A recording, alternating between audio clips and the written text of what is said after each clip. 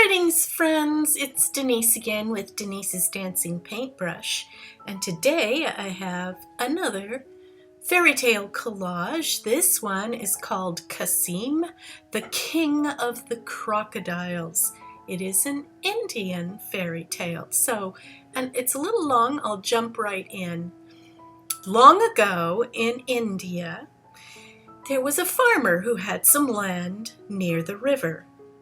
He would often go out and find most of his crop destroyed by crocodiles lying on the young green wheat and sunning themselves.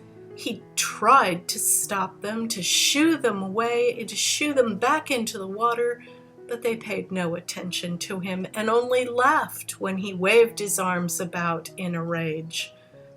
Day after day this happened until he began throwing rocks at them. Now this made them awaken and charge him until he fell to his knees and begged them not to eat him. The crocodiles told him that they would not hurt him or lay on his wheat any longer if he agreed to give his beautiful daughter to Qasim, the king of the crocodiles, for a wife. If he refused, they promised to eat him. Thinking only of himself, the farmer agreed. But when the farmer returned home and told his wife, she was very unhappy. Their daughter was promised to marry into a very rich family, and their fortunes would be secured. Now all would be lost. So the farmer's wife convinced the farmer not to honor his promise to the crocodiles. As the wedding day grew near, the bridegroom died unexpectedly, and so the farmer's daughter was free to marry someone else. Since she was very beautiful, she received many offers of marriage, but each future bridegroom either became sick or died. Finally, the girl herself became very sick, and the farmer's wife agreed that all their bad luck was because the farmer's promise to the crocodiles had not been fulfilled, and she agreed that she should marry the king of the crocodiles.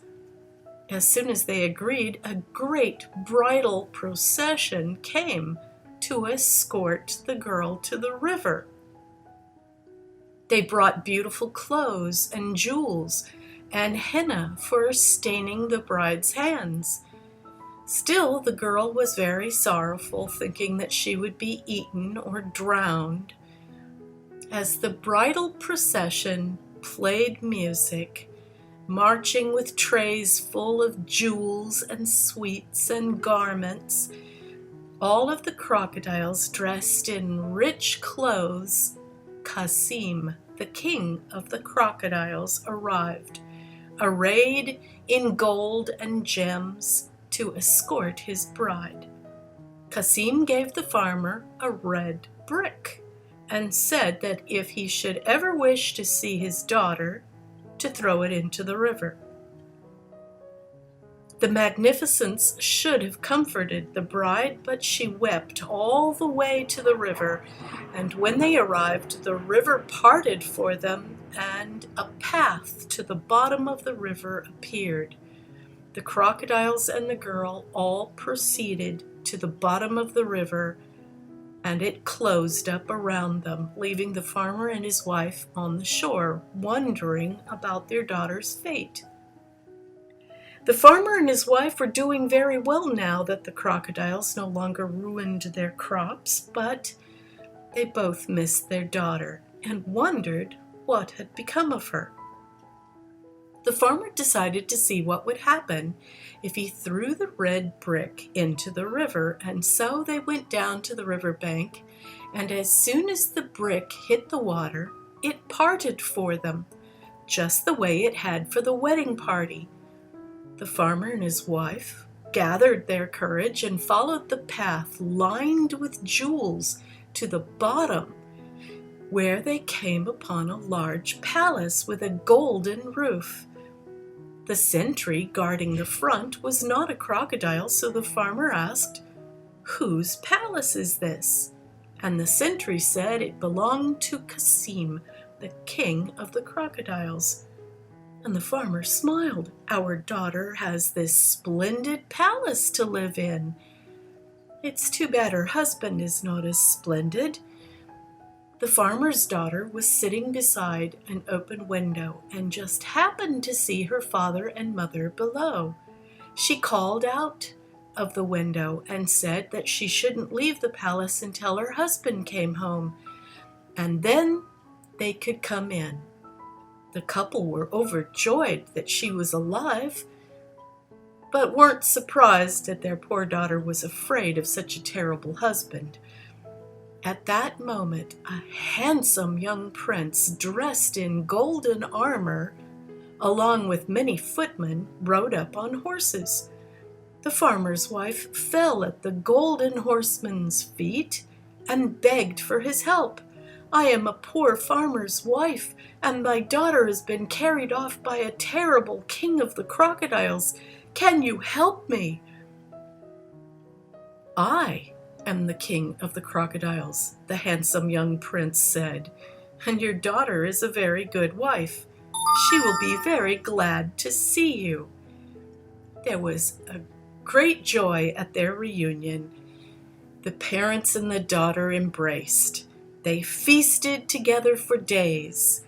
One day, the farmer asked if the daughter could come and visit them at their farm when they go back to dry land. And Qasim said no.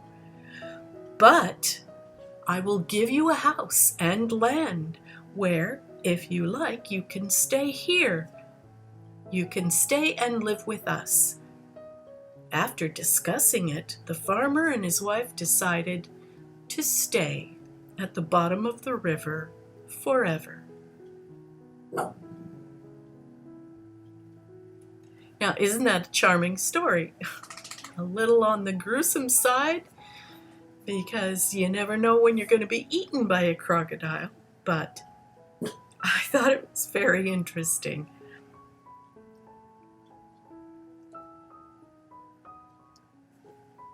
So like all my other collages, this one is made with torn and cut pieces of paper from catalogs and old wall calendars and circulars, anything that has a nice shiny paper, old magazines. And for Qasim, I tore the paper rather than cutting it because I wanted him to look very rough.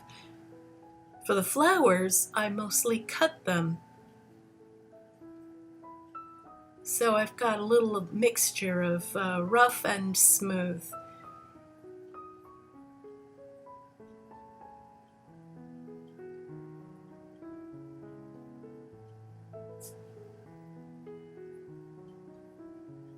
Like most of my other ones, because I'm doing a collage, I like to hide pictures in the illustration, and so this one is no different.